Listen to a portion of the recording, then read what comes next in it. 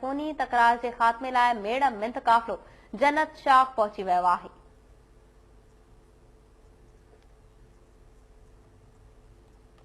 Update कयूं पिया अवां खे सोहराब सनाणी ऐं अमीन रोदनाणी धुरनि में 5 सालनि खां हलंदड़ तकरार हेल ताईं 8 खां वधीक हयातियूं गिड़काए चुको आहे।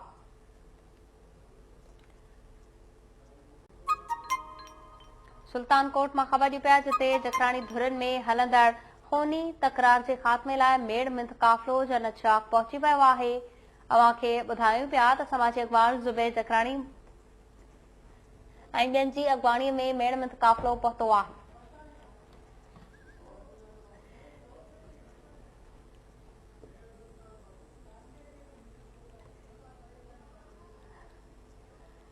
अवां खे ॿुधायूं पिया 5 सालनि खां पुराणो खूनी तकरार हलंदड़ आहे जंहिंमें 8 जानियूं बि ज़ाया थी चुकियूं आहिनि। मेड़ मिंथ काफ़िलो हिन वक़्तु जन्नत शाह पहुची चुको आहे।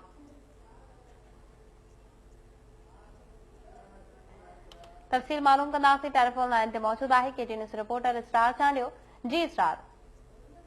सुल्तानकोट भरिसां जन्नत शाख वारो इलाइक़ो आहे जिते जखराणी बिरादरी जे 2 धुरनि में हलंदड़ खूनी तकरार जे ख़ात्मे लाइ मेड़ मिंथ काफ़िलो आहे जेको समाजी अॻवान आहे सरदार दादा ज़ुबैर ख़ान जखराणी, सैयद मुश्ताक शाह, पीर ऑफ बडाणी, जेल मशीर एजाज ख़ान जखराणी जो जेको भाउ आहे ख़ालिद ख़ान जखराणी, अहमद ख़ान कंबराणी, मीर अकरम ख़ान जखराणी जे अॻवानी में मेड़ मिंथ काफ़िलो धुरनि वटि पहुची वियो आहे। यादि रहे त इहो जेको धुरनि जो झेड़ो आहे इहो 5 सालनि खां सोहराब सनाणी, अमीन रोज़राणी जे धुरनि में हलंदड़ खूनी तकरार हेल ताईं जेके धुरनि जा 8 खां मथे इंसानी जानियूं ज़ाया थी चुकियूं आहिनि ऐं सवी जरिए बि ज़री ज़मीन गैराबाद थियो आहे ऐं लखनि रुपयनि जो नुक़सानु थियो आहे। मेड़ मिंथ काफ़िले खे जेको रोज़राणी बिरादरी जो चङो मुड़ुसु अमीन ख़ान रोज़राणी हुन मान ॾींदे पंहिंजो इहो शर्त रखियो आहे त मुंहिंजो जेको फ़ैसिलो आहे उहो जखराणी बिरादरी जो सरदार आहे शफ़क़त ख़ान जखराणी उहो मुंहिंजो फ़ैसिलो कंदो त पोइ मां हिन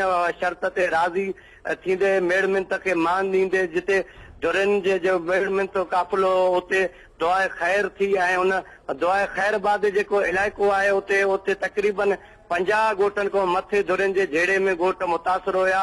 उते वक़्तनि बवक़्तनि फायरिंग ऐं धुरियूं हिक ॿिए ते जदीद हथियारनि सां हमला कंदियूं। उन मेड़ मिंथ स्टार चांडियो तफ़सील ॿुधाइण लाइ तव्हांजी वॾी महिरबानी।